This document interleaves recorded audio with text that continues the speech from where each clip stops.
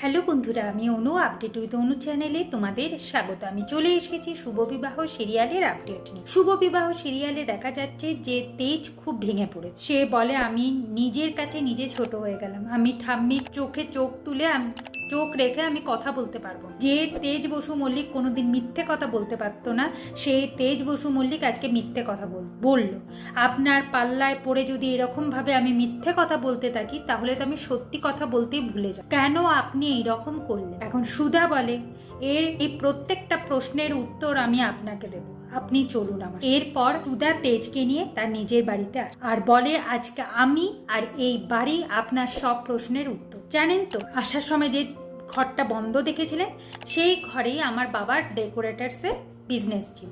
এই দেখুন ডেকোরেটার্সের সব জিনিসপত্র। যখন একটা বিয়ের অর্ডার আসতো আমরা সবাই আনন্দ সহকারে সেই কাজ করি। আর জানেন তার নাম কি ছিল? সুধা ম্যারেজ বিউরো।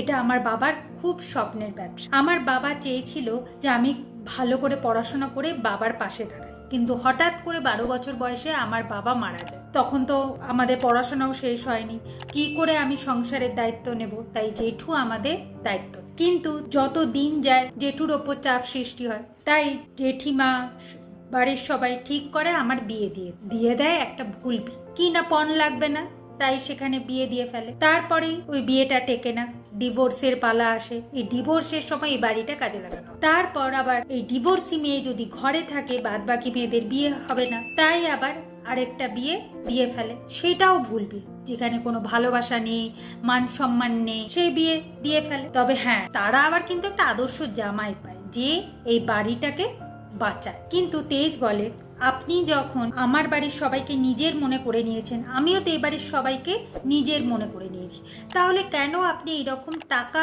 জোগাড় করবার জন্য মিষ্টি বানিয়ে বেড়াচ্ছেন?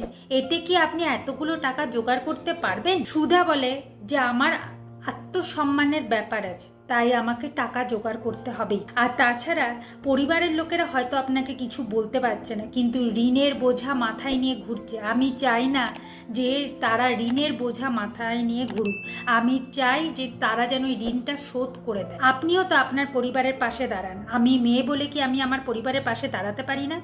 তাই আমি কি নিজের পায়ে নিজে দাঁড়াতে পারি না? জানেন তো, ডিভোর্সের পর আমি ভেবেছিলাম যে আমি নিজের পায়ে নিজে দাঁড়াবো।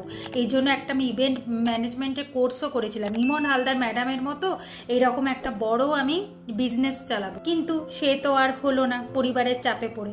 তবে আমি নিজের কাছে নিজে প্রতিজ্ঞা করেছি যে আমি মেয়ে হয়ে পরিবারের পাশে দাঁড়াবো। তাই যতদিন আমি ঋণ না শোধ করতে পারছি এই বাড়িটা আমি আপনার নামে লিখে দিই। ডিভোর্সের পর জেঠু এই বাড়িটা আমার নামে লিখে দিয়েছিল, আমি আপনার নামে লিখে দিচ্ছি। যেদিন আমি ঋণের টাকা শোধ করতে পারবো সেদিন না হয় বাড়িটা আমি আবার ফিরিয়ে নেব। অন্যদিকে দেখা যাচ্ছে তেজের ঠাম্মি তেজ আর সুধার জন্য অপেক্ষা করতে করতে ভাবে যে না, আর অপেক্ষা করে লাভ নেই, সবাই বড় হয়েছে, নিজেদের সিদ্ধান্ত নিজে নিতে শিখেছে, তাহলে আমার চলে যাওয়াই ভালো।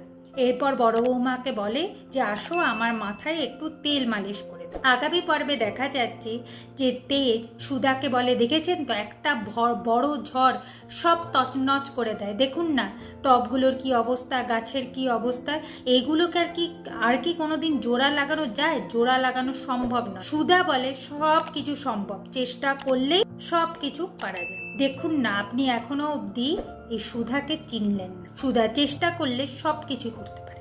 এভাবে আজকের পর্বটা শেষ হয়ে যাচ্ছে। আশা করি আজকের পর্বটা তোমাদের ভালো লাগবে।